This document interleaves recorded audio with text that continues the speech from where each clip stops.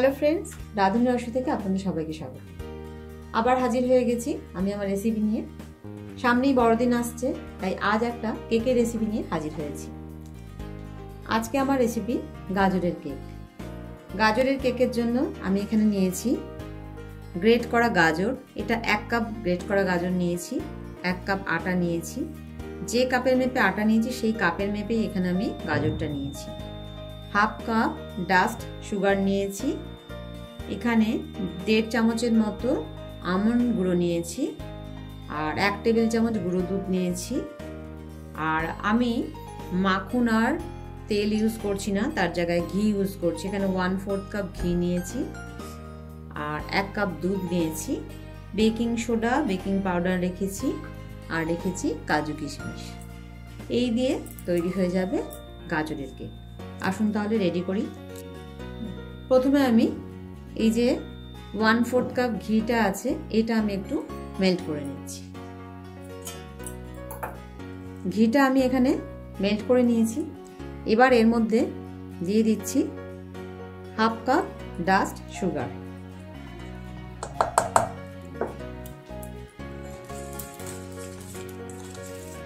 এই যে পাত্রটা নিয়েছি এর মধ্যেই আমি কেকের জন্য ব্যাটারটা রেডি করে নিচ্ছি। এবার এর মধ্যে আমি দিয়ে দিচ্ছি এখানে 1.5 টেবিল চামচের মতো আমন্ড গুঁড়ো রেখেছি, সেটা দিয়ে দিলাম। আমন্ড গুঁড়ো দিয়ে একটু 2 টেবিল চামচ দুধ দিয়ে দিলাম।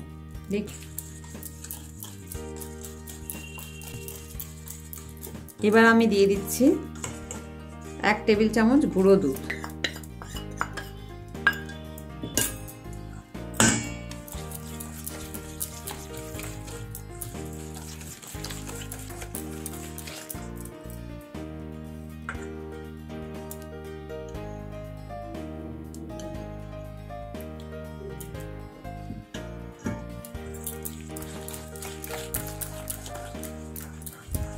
আবার আমি 2 টেবিল চামচ দুধ দিয়ে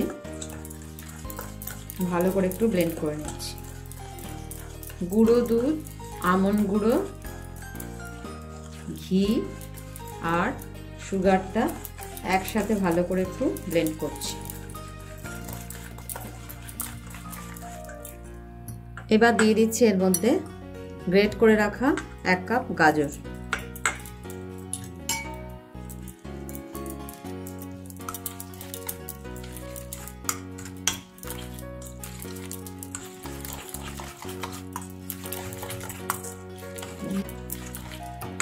এবার আমি এতে 1 কাপ আটা দিয়ে দিচ্ছি।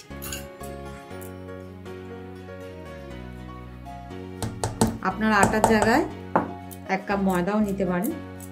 দিয়ে এবার দুধটা দিচ্ছি। অল্প অল্প করে দুধ দিয়ে আমি ব্যাটারটা রেডি করে নেব। আটাটা ব্লেন্ড করতে করতেই আমি এতে দিয়ে দিচ্ছি 1/4 চামচ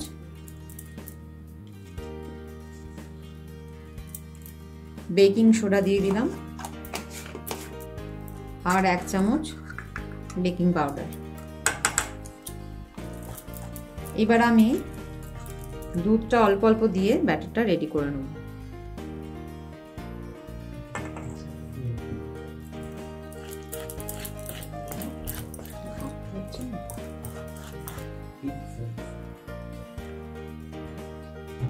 পুরো দুধটাই আমি এতে অ্যাড করে দিলাম।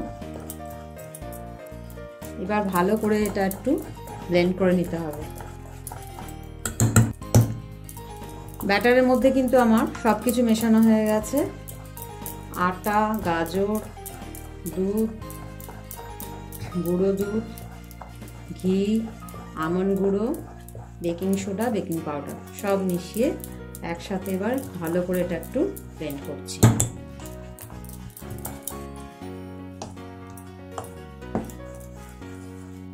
দেখুন ব্যাটারের ঘনত্বটা দেখতেই পাচ্ছেন, এরকম হবে। ব্যাটারটা আমার রেডি হয়ে গেছে। ওদিকে আমি প্রেসার কুকারে করব বলে কেকটা প্রেসার কুকারটা আমি প্রিহিট করতে বসিয়ে দিয়েছি। এবার আমি যে পাত্রটায় কেক বসাবো সেই পাত্রটার মধ্যে একটু ঘি দিয়ে নিলাম, আপনারা ঘি, মাখন বা হোয়াইট অয়েল যা কিছু দিয়ে নিতে পারেন। দিয়ে এটা একটু মাখিয়ে নিচ্ছি। এটা আমি এখানে হাফ কাপ ডাস্ট সুগার দিয়েছি। আপনারা মিষ্টিটা আপনাদের পছন্দ মতো দেবেন, কম বেশি একটু মিষ্টি কেকে অনেকেই খায়, যে যেরকমভাবে খাবে সেইভাবে মিষ্টিটা দিলেই হবে। ঘি মাখানো হয়ে গেছে, এবার একটু আটা দিয়ে এইভাবে একটু ছড়িয়ে নিলাম। কেকটা বসাবো বলে এবার আমি এতে ব্যাটারটা ঢেলে দিচ্ছি।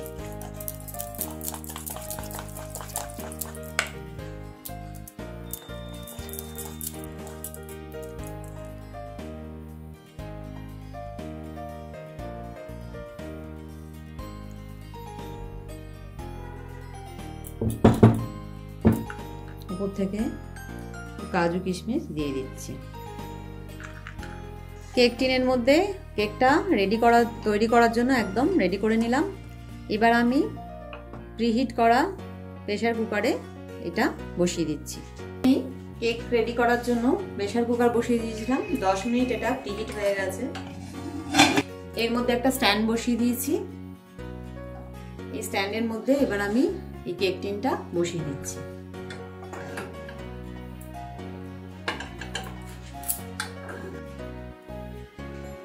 কেক টিনটা প্রেসার কুকারের মধ্যে বসিয়ে দিলাম। কেক টিনটা আমি প্রেসার কুকারের মধ্যে বসিয়ে দিলাম। এবার আমি হুইসেলটা খুলে দিয়েই মুখটা আমি বন্ধ করে দিচ্ছি।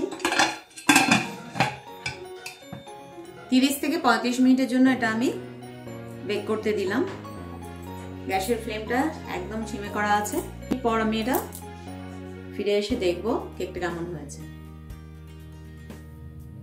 30-35 মিনিটের জন্য আমি কেকটা বেক করবার কথা বলেছিলাম, তবে এটা একটু বেশি টাইম লেগেছে। আমি 35 মিনিটের দেখেছিলাম, এটা হয়নি। মোটামুটি এটা তৈরি করতে 50 মিনিটের মতো লেগে গেল। খুব সুন্দর তৈরি হয়ে গেছে কিন্তু গাজরের কেক। আমি একটা এখানে ছুরি নিয়েছি, নিয়ে এটা চেক করে নিচ্ছি।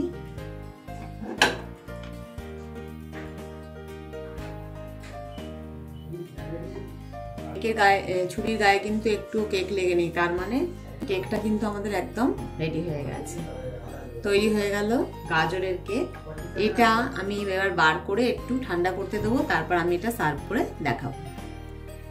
কেক টিন থেকে কেকটা আমি তুলে নিয়েছি, দেখুন কি সুন্দর তৈরি হয়ে গেছে গাজরের কেক। একদম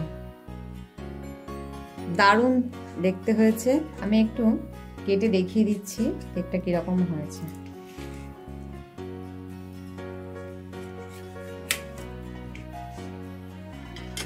দেখুন কি সুন্দর তৈরি হয়ে গেছে, আর খুব নরমও হয়েছে কেকটা।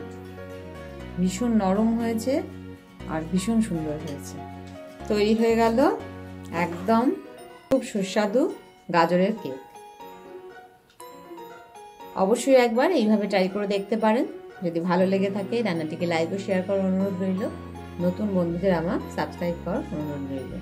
পাশে থেকে বেল আইকনটা অবশ্যই প্রেস করবেন, তাহলে আমার নতুন নতুন রান্নার আপডেটগুলো সহজেই পৌঁছে যাবে। সুস্থ থাকবেন, ভালো থাকবেন, ধন্যবাদ।